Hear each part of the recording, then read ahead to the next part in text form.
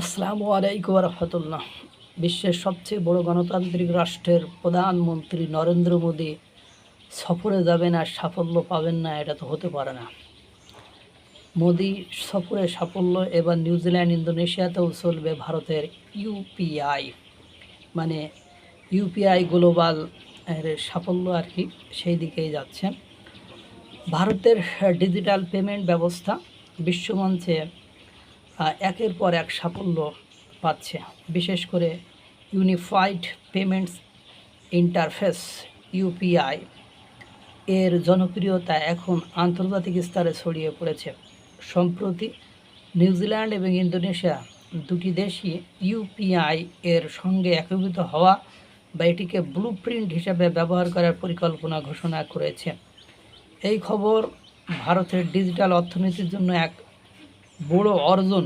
New Zealand সরকার ইতিমধ্যে UPI এর সঙ্গে তাদের পেমেন্ট সিস্টেমকে যুক্ত করার প্রক্রিয়া শুরু করেছে। এর ফলে নিউজিল্যান্ডে নিউজিল্যান্ডে ভারতীয় পর্যটক এবং ব্যবসায়ীরা সহজে এবং নিরাপদে লেনদেন করতে পারবেন। অন্যদিকে ইন্দোনেশিয়া আরও বড় পদক্ষেপ নিয়েছে। তারা ভারতের ডিজিটাল পাবলিক ইনফ্রাস্ট্রাকচার মানে ডিপিআইকে ব্লুপ্রিন্ট হিসাবে ব্যবহার করে নিজেদের ডিজিটাল পেমেন্ট ব্যবস্থা করে গড়ে তুলতে চাইছে। ইন্দোনেশিয়ার এই সিদ্ধান্ত দেখিয়ে দিচ্ছে যে ভারতের ডিজিটাল মডেল এখন উন্নয়নশীল দেশগুলোর জন্য অনুকরণীয় হয়ে উঠেছে।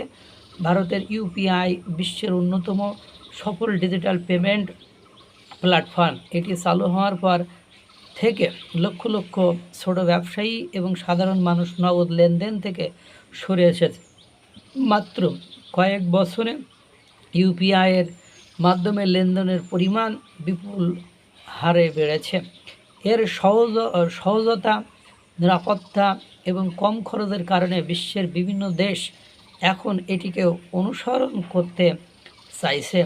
ভারত সরকারের ডিজিটাল ইন্ডিয়া উদ্যোগের ফল হিসাবে এই সাফল্য দেখা দিয়েছে। নিউজিল্যান্ডের সঙ্গে ইউপিআই এর একীভূতকরণ দুই দেশের মধ্যে বাণিজ্য এবং পর্যটনকে বাড়াবে।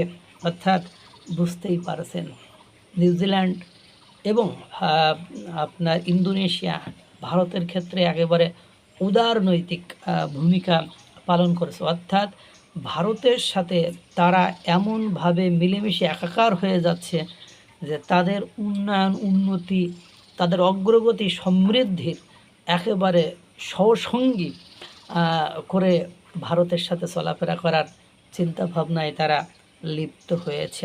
আল্লাহ তাআলা সকলকে ভালো রাখুক, সুস্থ রাখুক। আসসালামু আলাইকুম ওয়া রাহমাতুল্লাহ।